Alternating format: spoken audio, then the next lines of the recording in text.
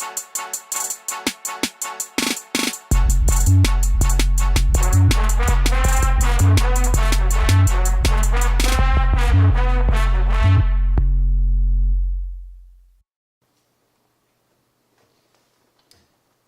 thanks for tuning in to Dynamic Art LLC. I'm your host Daniel, and today we're going to talk about what I've been doing in the absence of being on YouTube. Now, I haven't been wasting time. What I've basically been doing is improving my art skills by taking classes on Udemy. And I'd like to take the opportunity today to show you a couple things that I was able to implement into my design and also to show you where it's progressed. So this show will be a little different. Also, I want to inform you that I'm going to split the company into two. I've been torn about this for some time, and the main reason is that I kind of feel like everything goes together, but it's hard to do one and not do the other. So what I wanted to do is I wanted to separate them so I could focus on them at different times. However, you will get the benefit of being able to see what I do with the two separate companies. One company will focus on the video and production, Dynamic Art, and the other one is going to focus on the art and the craft in the actual real environment, because I've never taken you to any of the environments that I actually sell and produce. So this time around, we're going to actually take you into the environment, and you're going to see what it's like working with real life customers and what I do on a daily basis in this field of illustration and graphic design. Now, with that said, let's get into some of the things that I've learned so that I can show you a little bit about what I've been doing in the absence of being on YouTube and why it was critical that I took a little bit of time to re-educate myself and improve my craft. Thank you. Hey, and hi everybody. And as I said, we're going to dive into what I've been doing and learning while I've been away from the YouTube channel. And one of the things that I want to do before I get totally started on showing you exactly what I learned and breaking it down, I decided to take a lot of courses on Udemy.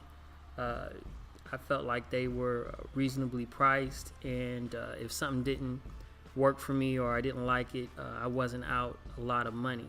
With that said, this particular class that I learned some of these techniques from is a class by Austin Bachelor. It's photo realistic digital painting. And just so that you understand, I applied some of his techniques to my particular art style. I didn't necessarily want to go entirely photorealistic, so a lot of the photorealistic stuff is in the background, so to speak, and because what we're illustrating didn't require that photorealistic, and you'll kind of understand as I go into it. So let's go ahead and start breaking down things. And as you can see, this is the finished piece.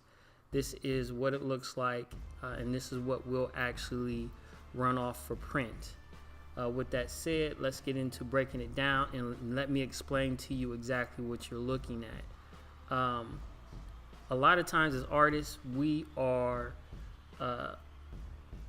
trying to do original artwork. Well, I do my work in retail, which means that most of the stuff that I have to produce has to be for sale. And a lot of times you don't want to run into the issue of things being copywritten or things being scrutinized because they contain things that you can't use, and so you have to be creative. The skyline that you see is the skyline of the Queen City, and that is Charlotte, North Carolina, where I live. And the thing about it is, you've got sports teams, and you're not allowed to use their logo without consent. So the way that I get around that is I take whatever the logo is and I put a new spin on it and I put a remix on it. That way I can still sell it as my original artwork, but I don't infringe on what that particular logo represents. And the logo that I wanted to represent in this particular illustration was the Hornets basketball logo. I didn't want to take that logo because obviously I can't sell it without getting permission. But if I go ahead and put my spin on it and still allow people to understand what it represents, it gives it its own unique remix. And that's basically what this tutorial is really about. It's really about taking a particular design, putting a spin on it, and making it a remix so that it still represents what you want, but it doesn't infringe on any copywritten material. And I'll go into that now. And I want to start off, we'll get to that skyline there, but what I want to start off with is this right here, and kind of break down how I went into particularly designing this wasp. Okay, so like I said, I wanted to go in and I wanted to remake this design based on it being a remix of the Hornet logo. And if you know anything about the Hornets, it's a wasp, and it has a basketball mixed in it, and then it also has a certain color, style, and type. So without infringing on that, I decided to grab a bunch of different pictures of Hornets and wasps and to remake my particular style of it. And this is why it didn't require all the photorealistic pieces that I could have put into this, because I still wanted it to have the animated look, because it's representing something more or less animated, or I don't want to say characterized, but more of a cartoon style. And so I just wanted to put my spin on it and give it more of a three-dimensional feel with my concept and my idea. And so we'll start out with, and let's get down here to our construction lines here, and we'll turn off this purple background so you can see what we designed. And as you can see, this was the beginning overall sketch that I decided to work with after I did a couple different renderings, and I felt like this represented close to what I needed it to be. I moved the basketball up to the main part of the Hornet, whereas in the actual logo itself, it actually sits down towards this area here, which is the lower half of it. But when I looked at the structure of an actual Hornet, fitting in the basketball made more sense going right here, because you can tell what it is. It didn't interfere with the design, and it was my way of putting my unique spin on what this is going to look like, because I'm going to sell this design under my illustrations as my concept artwork, and I need to make sure that it is changed a lot more than what the actual logo is. And so that was one major part of the change. And let's bring in our hard lines here, and bam. Okay, so these are the hard lines, and as you know, I go from our sketch to our hard lines to flat colors. Okay, and basically what I'm doing when I lay in the flat colors is I'm giving it a base so I understand what I want to be able to mix into it. And we can turn off our construction lines.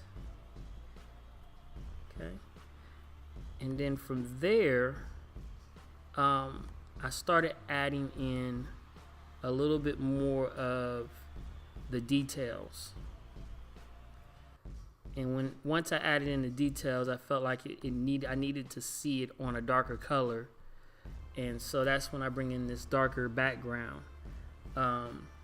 because it makes it easier to see if there's any gaps in anything, and if there's something that's not quite covered. And so and then it's also a little bit more closer to what it would represent when I put in the background behind it, although it is a little darker. Okay, so now I'm going to add in the rest of the details, and I added in this little idea of it being like the inside guts of the Hornet when it shoots out its stinger and venom, and that was more or less just kind of making it more sci-fi and bringing it more into the realm of my style, versus doing something that looked traditional, because I felt like since the colors on it were not going to be the real colors of an actual Hornet, I felt like I had a little bit more leeway to change this into a concept that would fit more of my sci-fi style. And let's see here. We have a couple more details with the highlights. And that's just to give it that clear look so that you know it's not hollow, that it's like a clear shell that's over those guts that you can see into. And I felt like this was necessary, where I didn't want these wings to look like they were empty or hollow, especially once we put it against another background. I wanted it to have a see-through effect, but you still know that there is a see-through clear wing there. And that pretty much shows you how I went through the construction process of designing this particular illustration piece. Now keep in mind, I want it to look illustrated because the object that we're illustrating, even though it's more of a flat-based graphic, was an actual logo. And so we just basically took that, twisted it to our style, our remix, and put it more in a three-dimensional state so that you could see a little bit more of a three-dimensional object in it. Now from there, we went ahead, and I'm going to bounce between two of these. We added it here to our main piece, but before we get into this main piece, I want to kind of break down what I did as far as the skyline. If you go back here, and this is my reference of the skyline of the city, I created a simple flat box type outline of the skyline, and there was two reasons for that. One, I really just wanted to get the outline of it so that I could, drop in just a dark background, and it would still represent the skyline of the downtown, or uptown as they call it here, Charlotte, so that I would have the outline. The other part is I'm going to take sections of this, and I'm going to add it into the background of what we do in the main part. And so let me get into that here. So let's go ahead and back out some of these. Okay, so the first thing that I did is I started with this particular base for what I wanted to represent, like the skyline. I wanted it to be this kind of like going into late afternoon effect, so that our graphic would stand up off of it. And from our original skyline that we added, I wanted to add in that dark outline of the city. And as you can see, all the objects are pretty hard to see, but I wanted to represent what some of these buildings were by adding in some of their details, not necessarily how they would look at night, but more or less how I wanted you to see the structure of them. And so adding in the details, I would take and dissect our original layout that we did of the city by just cutting out the pieces that I want and laying them back into our original design. And one by one, I lay in all the pieces so that you can get a sense of what I wanted them to look like. And the way that I kind of got that shimmery reflection type look is I went ahead and decided to erase parts of it so that you could see a lot of it, but not all of it, so to speak. Here.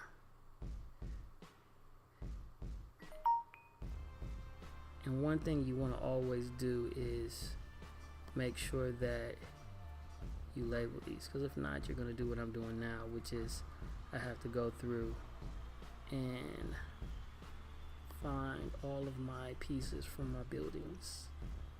Here we go. All right.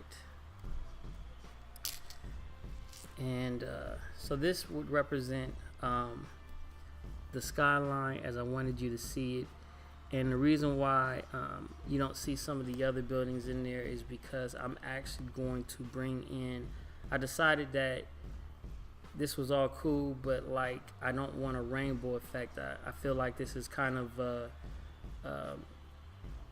more masculine design, so I took the initiative and added a border to it, and it just kind of like gives it a little bit more of what I was going for, which is kind of like a comic book illustration type feel. And what I mean by that is I wanted things to kind of like come up off the page. I didn't want things to be too realistic, but at the same time I wanted it to still have a lot of detail.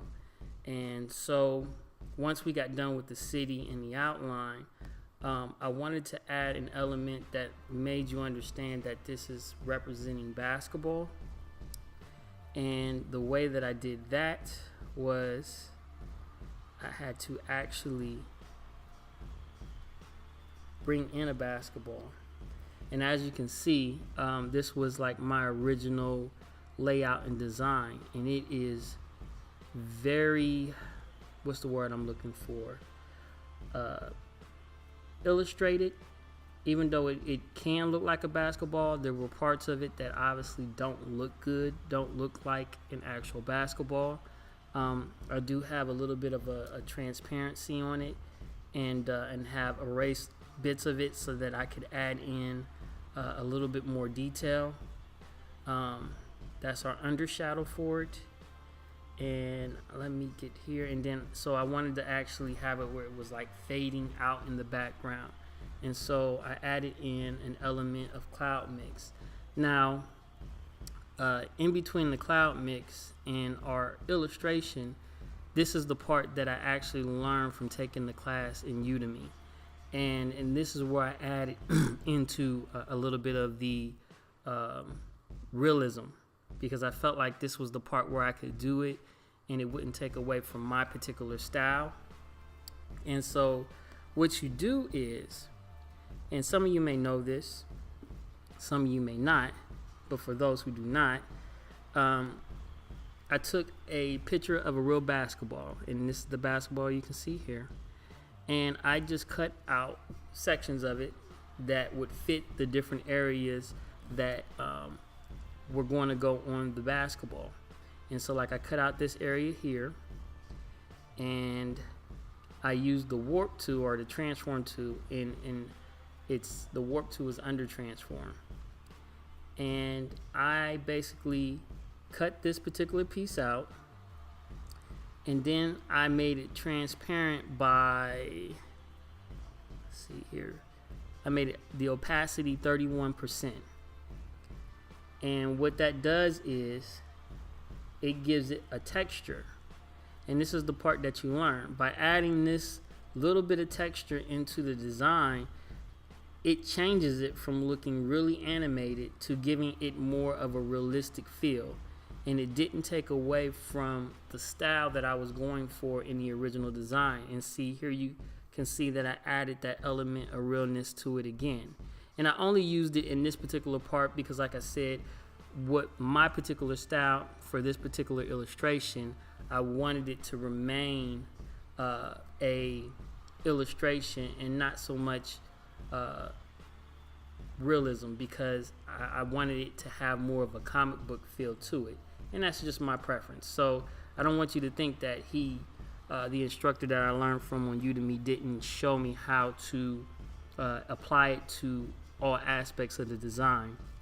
Just for my particular style, I decided to only apply it to the parts that were important for me. And with that said, we can add in the rest of the elements. And this is where you see the comic book style come out a little bit more. I went ahead and made a black silhouette of our original design. And this is just to have it like the swarm is coming out of the city. And this is just for excitement, you know, just to add the extra effects so that you get the understanding that it's more than one, it's a team, so to speak. And all these pieces add on to our original graphic. And so as you can see, I went ahead and made sure that these pieces were added in such a way that they look like they're coming up out of or off of the page, so to speak. And so this is one of the techniques that I've learned in taking these classes on Udemy. And yes, I have my degree and I've been through tons of classes, but the way I look at it right now is the more I learn from other artists, the more I can add to my particular craft and make it better than what it is. And so you're going to see a mixture of these videos come in where I am designing new and different things. This being said, this is one of the things that I went ahead and have added to my repertoire. And it is exciting to be able to bring new elements to the game. This winter, like I said, I split the company in two. I will announce what the second company is, and we will take you in live so that you can see when we're working with customers and what the setup is. And so that you, for those of you who don't know me and haven't seen any of my locations before, you'll have a better understanding of why I can hold some of the cloud as far as talking to you and explaining to you the different things that will sell and won't sell and how to set certain designs up. Being able to remix your designs is important when it comes to selling your product and not being liable for a lawsuit. So with that said, I hope to see you in the next episode that we actually record. There may be gaps in between as I'm taking classes and learning different things and different techniques, and also getting set up for what we're going to do this fall or this winter. And I look forward to seeing you guys in the next video. Please subscribe so that we can blow up this channel. Have a good day.